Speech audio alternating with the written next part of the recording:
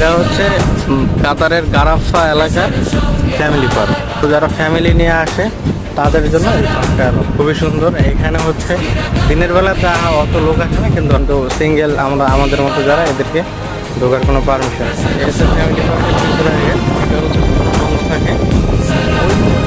ওই যে আরেকটা গেট, ওই গেটটা মনে করেন ঢুকতে পারেন। খুব সুন্দর। এই যে এই পাশটা হচ্ছে কিড জোন, মানে বাচ্চাদের খেলার জায়গা, এখানে বাচ্চারা খেলে।